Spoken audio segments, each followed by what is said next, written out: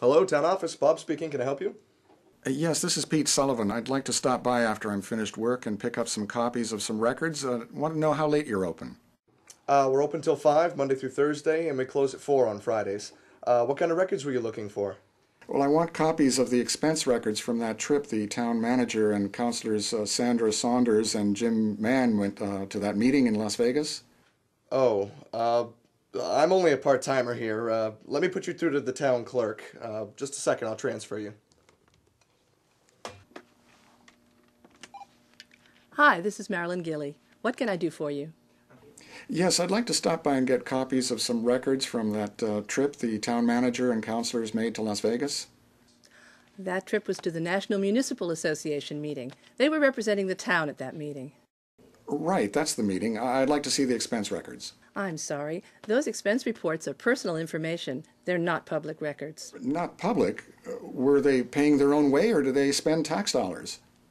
As I said, they were representing the town, so the town paid their expenses. Exactly my point. Those were my tax dollars.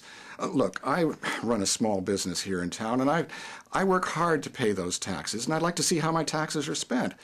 Did they stay in a five-star hotel or the no-tell motel? Were they flying first class or back in coach with the regular folks? I think we ought to know those things. I understand your interest, but we don't release that kind of information. It's confidential. Well, we'll see about that.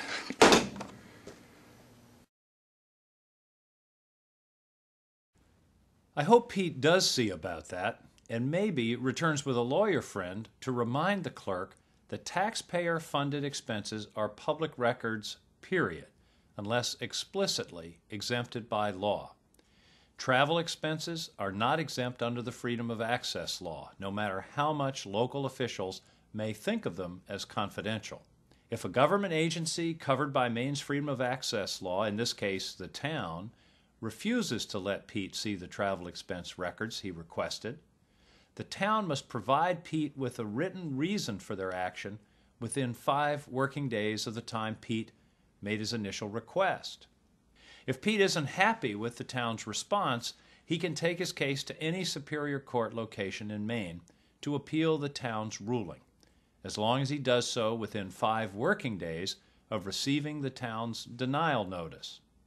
The court will put such an appeal near the top of the heap for action, and if it decides that the town did not have, quote, just and proper cause for the denial, the court will order the town to turn the records over to Pete.